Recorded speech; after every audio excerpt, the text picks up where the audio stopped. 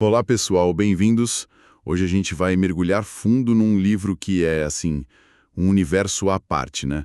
Meu nome é Vermelho, do autor turco Orhan Pamuk. O livro espetacular. E o material que a gente tem aqui é um conjunto de análises que realmente, sabe, destrincha a obra em várias camadas. Uhum.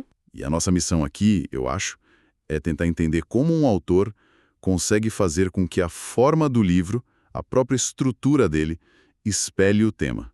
Não é só contar a história. Não. É fazer com que o jeito de contar seja parte da mensagem.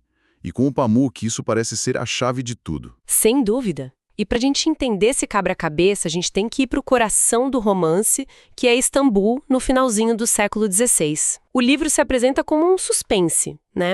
Quem matou. Certo. Mas, na verdade, o que move a trama é um conflito artístico, quase filosófico. De um lado, você tem os mestres miniaturistas otomanos. A arte tradicional. Isso, com aquela visão de mundo que é do ponto de vista de Deus, sabe? De cima, sem perspectiva, onde tudo tem a mesma importância. Aquela visão panorâmica, quase divina. Exatamente. E aí, do outro lado, começam a chegar as influências da Renascença veneziana. A pintura com perspectiva, com ponto de fuga. Que coloca o observador na cena. Isso, no nível da rua, como um ser humano. É a visão do indivíduo. E o que as nossas fontes mostram é que isso não é só uma briga sobre técnica de pintura, não. É muito mais profundo. É uma colisão de mundos. Uma metáfora para duas formas completamente diferentes de entender a vida, a fé, o lugar do ser humano no universo. Ok, então vamos desvendar isso. Como é que esse conflito da arte aparece na escrita do Pamuk? Porque, como você disse, não é só um livro sobre arte. Certo. A própria escrita tem que fazer esse trabalho. É aí que está a genialidade dele. Ele pega uma estrutura que é assim super ocidental, o romance policial, tem um crime, uma investigação. A busca pelo culpado. Isso. E ele preenche essa moldura com técnicas narrativas que são profundamente orientais. É uma fusão que acontece ali na sua frente enquanto você lê. Como, por exemplo, as múltiplas perspectivas, né? Cada capítulo é na voz de uma personagem diferente. Isso já quebra totalmente a lógica de um suspense normal. E ele vai muito além.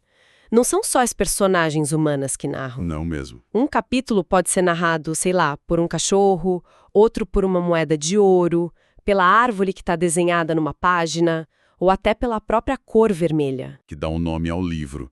É uma ideia bem pós-moderna essa de quebrar as regras. Mas ali, naquele contexto, faz um sentido diferente, né? Faz todo sentido, porque isso força a gente, como leitor, a adotar aquela visão de mundo otomana. A visão de cima, onde a alma de um objeto também importa para Deus. Entendi. Então, a brincadeira pós-moderna tem um propósito filosófico muito profundo. E tem mais, os capítulos são curtos, densos, super detalhados. A sensação é que você tá... Vendo uma galeria. Exato, vendo uma galeria de miniaturas, uma de cada vez, e não lendo um romance linear. E ele ainda coloca contos folclóricos no meio, lendas, histórias dentro de outras histórias. Quebra totalmente o ritmo da investigação. Lembra muito As Mil e Uma Noites. Sim. Você fica imerso nesse universo que é mais cíclico, cheio de desvios, mas ao mesmo tempo tem aquela trama de suspense te puxando pra frente. É uma tensão constante. E tem um momento no livro onde essa colisão de perspectivas, a divina versus a humana, se manifesta da forma mais brutal e literal possível. Ah, sim. Eu não conseguia parar de pensar nessa cena. É quase no final, né? A decapitação de uma das personagens. Pra mim, ali é onde tudo se encaixa de um jeito genial e até meio cruel. É o clímax de toda a discussão do livro transformada em ação pura, física. A personagem, um mestre que passou a vida defendendo a arte otomana, a visão de cima. Ele tem a cabeça cortada. Exato. E nos seus últimos segundos de consciência, enquanto a cabeça rola pelo chão, ele experimenta, pela primeira vez na vida, a perspectiva veneziana. A visão do nível da rua, fragmentada, caótica. A visão de um pedestre no meio da confusão. A mesmíssima visão que ele e os colegas dele tanto desprezavam como heresia. É uma ironia, nossa, devastadora. E com essa cena, Pamuk joga a grande questão do romance na nossa cara. Por que a gente deveria se importar com a perspectiva de um indivíduo falho e limitado, quando a tradição nos dava a visão de Deus. E a cena parece sugerir que essa mudança, por mais violenta que seja, é o nascimento da modernidade. É isso.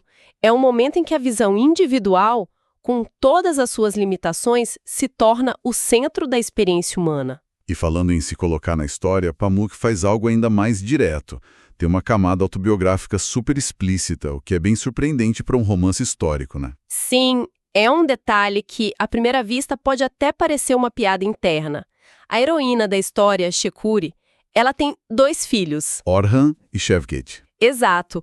Orhan, o nome do próprio autor, e Shevket, o nome do irmão dele na vida real. E a própria Shekuri tem o nome da mãe do Pamuk. É uma assinatura bem clara. Ele não está se escondendo nem um pouco. De jeito nenhum. E o fascinante aqui é que isso não é só um capricho, sabe? Ao se colocar ali, com a família, naquela Istambul do século XVI, ele está criando uma ponte. Uma ponte no tempo. Exato. Ele está dizendo, olha, essa tensão entre Oriente e Ocidente, tradição e modernidade, não é um problema de museu, é o meu problema. Eu vivo isso na Istambul de hoje. A rivalidade entre os irmãos no livro, por exemplo... Ecoa a rivalidade com o irmão dele. Exatamente. Sabe, isso me faz pensar. Me lembra um pouco Borges, que também usava a ficção para explorar as obsessões dele. Mas o que o Pamuk faz aqui parece mais direto, mais pessoal. É muito mais pessoal e menos abstrato. Borges transformava as angústias dele em labirintos filosóficos, em alegorias, era algo mais intelectualizado. Certo. Pamuk coloca a dinâmica familiar mesmo, o ciúme, a rivalidade, a relação com a mãe, no centro do palco histórico. É como se ele pegasse o drama pessoal dele e usasse como lente para reescrever a história do país. É um ato de uma vulnerabilidade tremenda. E essa vulnerabilidade fica ainda mais clara quando a gente olha para um material que as nossas fontes trouxeram, que é riquíssimo. Anotações do diário pessoal dele. Ah, isso é incrível! Escritas bem na época em que ele estava finalizando Meu Nome é Vermelho. Naquele momento, ele não era o prêmio Nobel que a gente conhece hoje. Era um autor turco respeitado, mas não uma estrela global. E esses trechos do diário são uma janela para a mente dele. Numa passagem, ele fala da ambição dele para o livro. E o curioso é que ele não pensava num best-seller internacional. Não. Não. Ele escreve assim, ó. Concebido como um clássico que falaria para todo o país. A primeira preocupação dele era a Turquia. Que interessante. A ambição era, antes de tudo, local. Ele queria ser entendido em casa. Exatamente. E aí vem uma parte que revela uma vulnerabilidade. Nossa, ele diz... Gostaria de ser amado, não por vitórias ou atos de coragem. Dou mais atenção às manchas sombrias e aos momentos de fragilidade em meus livros. Uau! E continua. Assim como os miniaturistas fazem em suas pinturas. Da mesma forma, quero que os leitores percebam onde estou aflito e entristecido. Nossa, isso é muito poderoso. A gente pensa nos autores querendo ser admirados pela genialidade, pela força, e ele está pedindo para ser amado pelas fraquezas. E ele faz essa conexão direta com a arte do romance. Os antigos mestres miniaturistas, por acreditarem que a perfeição era só de Deus, às vezes colocavam um errinho de propósito nas obras. Um sinal de humildade. Isso. E Pamuk está aplicando esse princípio à própria escrita. Ele está dizendo que as manchas sombrias dele são a sua marca de humanidade. E essa autocrítica continua, né?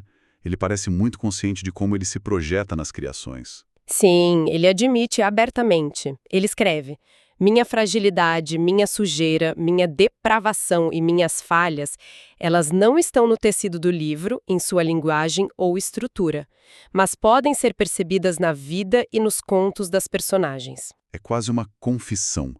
Ele está dizendo, não me procurem na prosa perfeita, me procurem nas imperfeições dos meus personagens. É um mapa. Ele está nos dando um mapa para encontrar o autor de verdade por trás da obra. E mesmo depois de tudo isso, ele termina com uma dúvida que deve assombrar todo escritor. Ele se pergunta se o otimismo tolo de um escritor é motivo suficiente para um livro ser apreciado. A honestidade é desarmante. Completamente. E essas anotações, elas mudam a nossa percepção do livro. Deixa de ser só um romance histórico engenhoso para se tornar o testamento de um artista lutando com a identidade, com a cultura e com as próprias sombras. A leitura fica muito mais íntima. O que me leva a outra questão. O livro consegue equilibrar tantos elementos. É ficção histórica, é suspense, é um tratado sobre arte, é metaficção. Como ele faz tudo isso funcionar, sem virar um exercício acadêmico pesado? Acho que se a gente conectar tudo, a resposta está na palavra propósito. Nenhuma dessas ferramentas que ele usa é gratuita, sabe? Ele não é pós-moderno só para ser inteligente. Certo. Ele usa todos esses recursos para investigar o tema que é a obsessão da vida dele. O conflito de identidade de quem vive entre o Oriente e o Ocidente. Então ele não cai nas armadilhas dos gêneros que ele usa. Exato. Por um lado, ele não finge que tem um acesso puro e autêntico ao passado, como um romance histórico tradicional faria. A presença dele na trama, os narradores estranhos. Ele mostra as costuras do trabalho. Isso. Mas, por outro lado, ele também não cai naquela metaficção que fica o tempo todo piscando para o leitor: olha, isso é ficção. Entendi. As emoções são reais, o suspense funciona, o drama histórico é palpável. As ferramentas servem à história e não o contrário. Ele achou um caminho muito particular entre esses dois extremos. Sabe, essa discussão toda me lembrou de uma passagem de outro livro dele, O Livro Negro, que ilustra essa crise de identidade de um jeito perfeito. É a história de um fabricante de manequins, o Bediüsta. Ah, essa história é fantástica. Ele dedica a vida a criar manequins que são cópias exatas de pessoas de Istambul. Ele captura os rostos, as expressões, a alma do povo turco. Mas o que acontece quando ele tenta vender para as grandes lojas? As lojas rejeitam, claro. Queriam algo mais aspiracional. Exatamente. Elas não querem ver rostos turcos comuns nas vitrines. O que elas querem são manequins que parecem estrelas de cinema de Hollywood, um ideal de beleza importado. A arte dele, que é um espelho da própria cultura, é considerada inferior. É uma analogia devastadora para a mesma crise que está no coração de Meu Nome é Vermelho. Uma metáfora perfeita. A busca por uma identidade que não seja nem imitação do Ocidente, nem uma recusa nostálgica do passado. Essa tensão percorre toda a obra dele. E em Meu Nome é Vermelho, ela encontra sua expressão mais complexa e mais bonita. Bom, para a gente amarrar a conversa, fica muito claro que Meu Nome é Vermelho é muito mais que um suspense. É uma obra onde a arquitetura narrativa é o argumento principal. Sim. Um tecido que une teoria da arte, a crise de identidade de uma cultura e, como a gente viu nos diários, as confissões de um autor que se pinta dentro do próprio quadro. E isso nos deixa com uma reflexão final, sabe? Uma pergunta que o livro e os diários levantam. O Pamuk diz que coloca as falhas e fragilidades dele na vida e nos contos das personagens. Se um autor faz isso de forma tão consciente, como isso muda a nossa experiência como leitores? Será que a gente deixa de ser só espectador de uma história para se tornar uma espécie de confidente do autor? Cúmplices, convidados a encontrar as sombras dele ali, naquelas figuras do século XVI. A leitura vira um diálogo, né? Exato. Um diálogo não só com o livro, mas com a pessoa que o escreveu.